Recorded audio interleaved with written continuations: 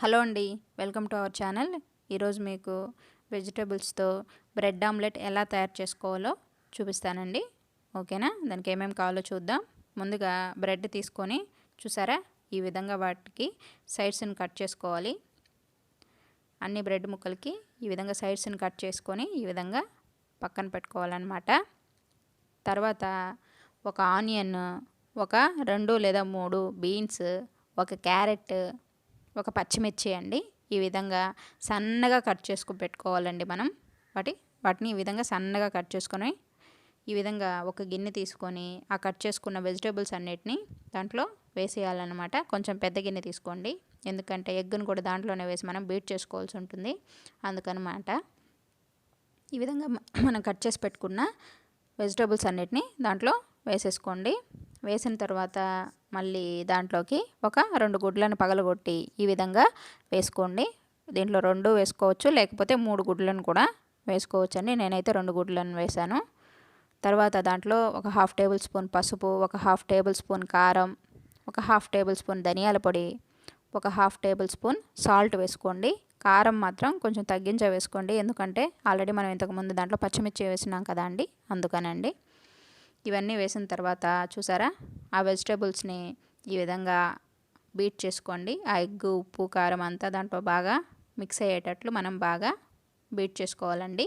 Beat చేసుకొని చూసారా, ఈ విధంగా బీట్ చేసుకొని పక్కన పెట్టుకోండి.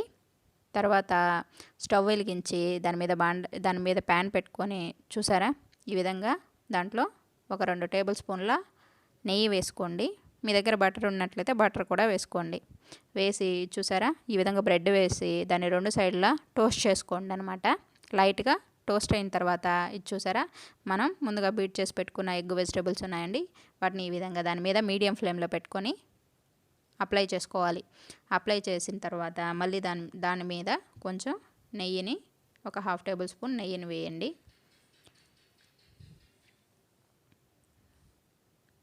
ఈ విధంగా మనం అన్నిటి మీద అప్లై చేసుకోవాలన్నమాట.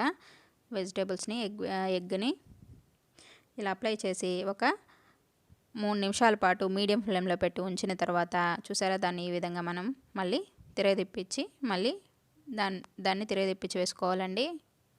యాక్చువల్గా దాని మీద స్లైస్ చేసిన బ్రెడ్ని కూడా పెట్టి మనం తిప్పించవచ్చండి. కానీ ఇలా డైరెక్ట్గా మన వెజిటేబుల్స్ని తిరగదిప్పించడం వల్ల, స్టవ్ మీద ఉడకడం వల్ల ఏమవుతుందంటే ఎగ్ అనేది మనకి దాంట్లో బాగా ఉడుకుతుంది, లేదంటే బ్రెడ్డే మాడిపోతుందండి. ఎగ్ అనేది కొంచెం లోపల అలాగే తడిగా ఉండిపోతుంది, అది సరిగా ఉండదండి. తిరగదిప్పించిన తర్వాత మళ్ళీ ఒక 3 మినిట్స్ అలాగే మీడియం ఫ్లేమ్లో పెట్టి చూసారా, దాన్ని కూడా తీసి ఒక ప్లేట్లో పెట్టుకోండి. ఈ విధంగా చూసారా, చూడడానికి చాలా బాగుంది కదండి, తినడానికి కూడా చాలా బాగుంటుందండి. దీని మీద తర్వాత మనం బ్రెడ్ని టోస్ట్ చేసుకొని దీని మీద పెట్టుకొని ఇలాగ తినేయచ్చండి. ఇది చాలా టేస్ట్గా ఉంటుంది, పిల్లలు దీన్ని బాగా ఇష్టంగా తింటారు. చూసారా, ఈ విధంగా బ్రెడ్ని మళ్ళీ వేరే బ్రెడ్ని తీసుకొని టోస్ట్ చేసి పెట్టుకొని దాన్ని ఆ వెజిటేబుల్స్ మీద పెట్టుకొని ఇలాగే తినేయచ్చు అనమాట. ఈ రెసిపీని మీరైతే తప్పకుండా ట్రై చేయండి, ఇది తప్పకుండా నచ్చుతుందండి. ఇది మనం బ్రేక్ఫాస్ట్గాను డిన్నర్గా కూడా తినొచ్చండి. ఓకేనా? మీరైతే మా ఛానల్ని తప్పకుండా సబ్స్క్రైబ్ చేసుకోండి, లైక్ చేయండి, షేర్ చేయండి. ఓకేనా అండి? బాయ్ అండి.